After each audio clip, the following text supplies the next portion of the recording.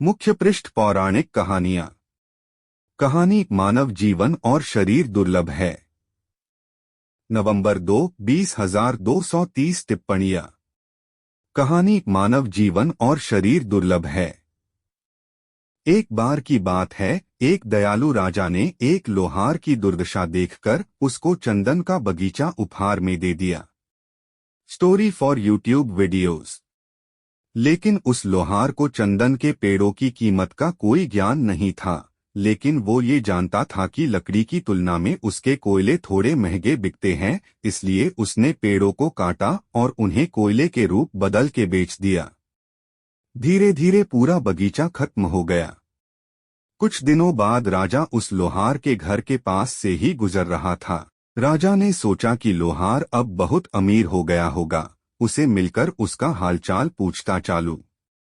लेकिन वास्तव में देखने पर मालूम हुआ कि लोहार की हालत पहले जैसी ही है। राजा को आश्चर्य हुआ।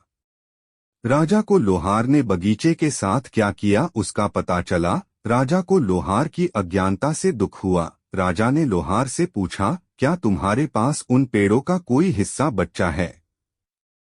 तब लोहार ने कुल्हाड़ी का हटाया राजा को दिखाया। राजा ने उस चंदन की लकड़ी को लेकर लोहार को एक चंदन के व्यापारी के पास भेजा। लोहार को उस एक छोटे से टुकड़े के लिए बहुत सारा पैसा मिला। लोहार को अपनी गलती का एहसास हुआ तो वो बहुत रोया। उसने राजा को एक और बगीचा देने की विनती की। ऐसा तोहफा बार बार नहीं मिलता कहकर राजा ने उसे मना कर दिया। अब इस कहानी को हम अपने जीवन के साथ जोड़कर देखते हैं। दोस्तों, हमारी जिंदगी भी उस लोहार की तरह है।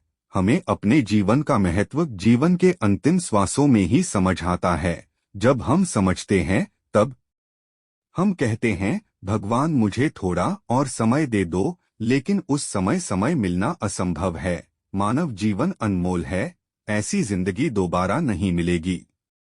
कहानी का सार, इस दुनिया में नंबर 1 दुर्लभ चीज क्या है? मानव जीवन और मानव शरीर। इस चंदन का मूल्य समझ लो, वरना उसका कोयला तो होना ही है।